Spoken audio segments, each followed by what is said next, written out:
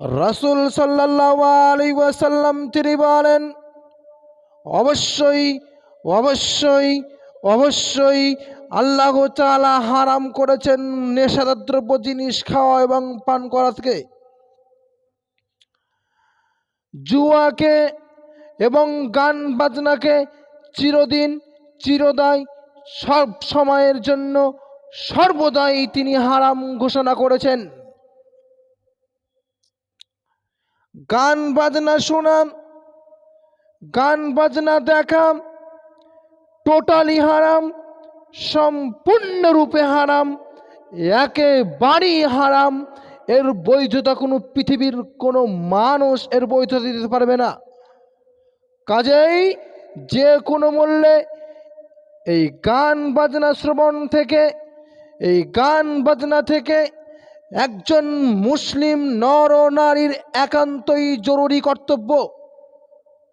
নিজেকে মুসলিম বলে দাবি করেন, নিজেকে মুসলিম বলে দাবি করেন, নবীর উম্মত বলে দাবি করেন, আর আপনি গান শ্রবণ করছেন মানে ভুল হিসাব, একবারই নোংরা নীতি। এই নীতি থেকে আপনাকে যে কোনো মূল্যে ফিরে আসতে হবে। শুনুন, রাসূল সাল্লাল্লাহু আলাইহি ওয়াসাল্লাম তিনি বলেন, লা ইয়াকুনান্না মিন উম্মতি আকওয়ামুন ইয়াস্তাহিল্লুনাল হিরাম ওয়াল হারিরা ওয়াল খামরা ওয়াল মাআযিফ। রাসূল সাল্লাল্লাহু আলাইহি ওয়াসাল্লামের হাদিসকে আপনি মূল্যায়ন করেন এবং নিজ জীবনে বাস্তবায়ন করেন।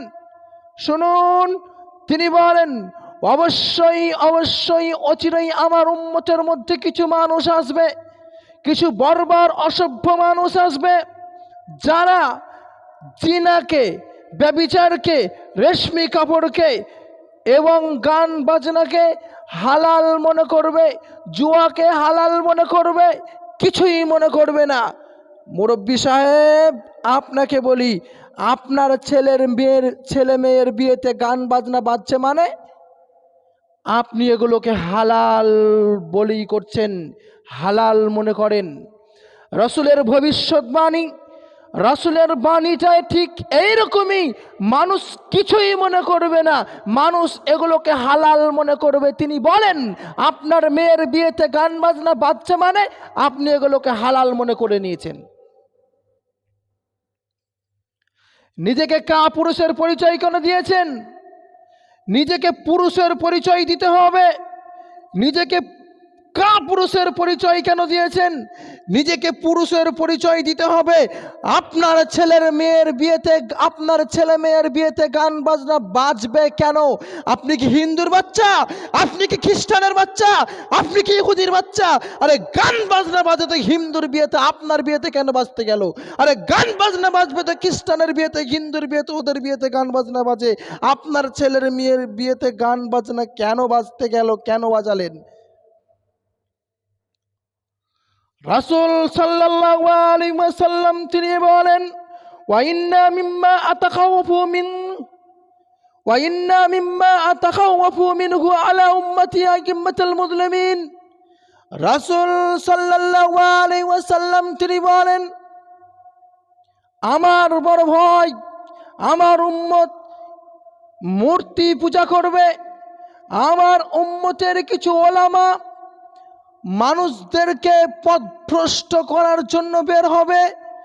আমি ভয় করি আমার উম্মতের কিছু ওলামাদের প্রতি। আমি ভয় করছি আমার উম্মত মূর্তি পূজা করবে। আমি ভয় করছি আমার উম্মত হিন্দুদের সঙ্গে মিশে যাবে, আমার উম্মত মুশরিকদের সঙ্গে মিশে যাবে।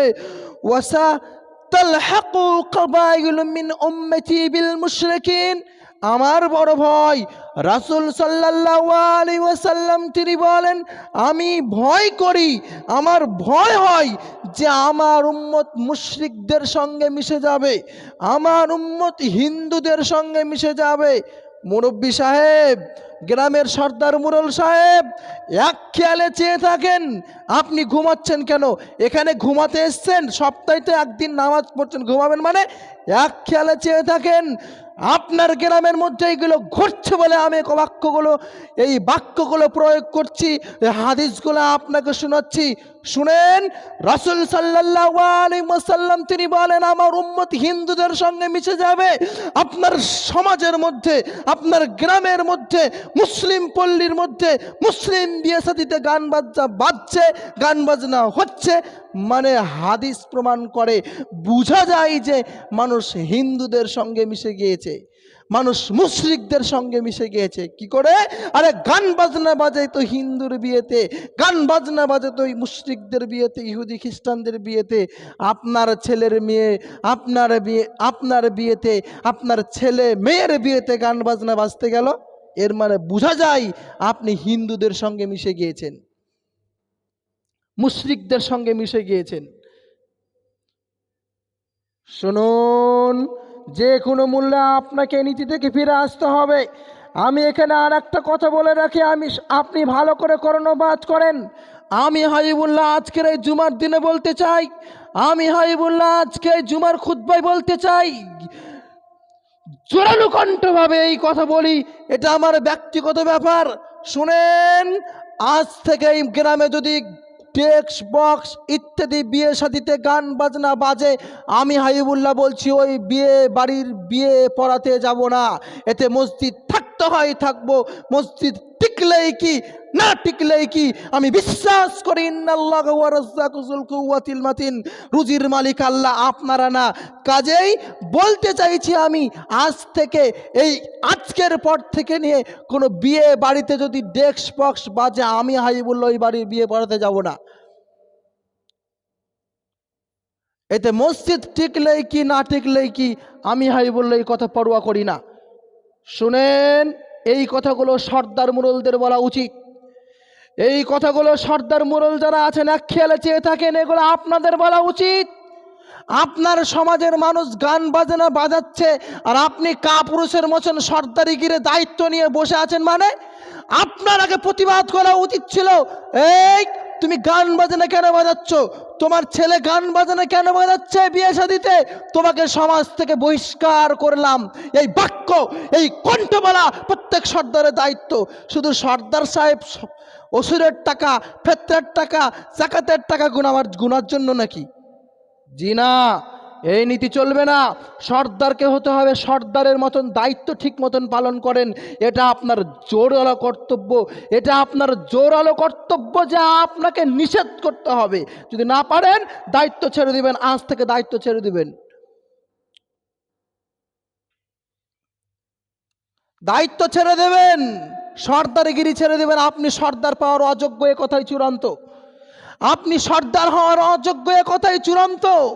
পারবেন না মানে পারতে হবে আপনাকে, না পারলে দায়িত্ব খালাস, দায়িত্ব ছেড়ে দেন, কিয়ামতের দিন রিহাই পাবেন।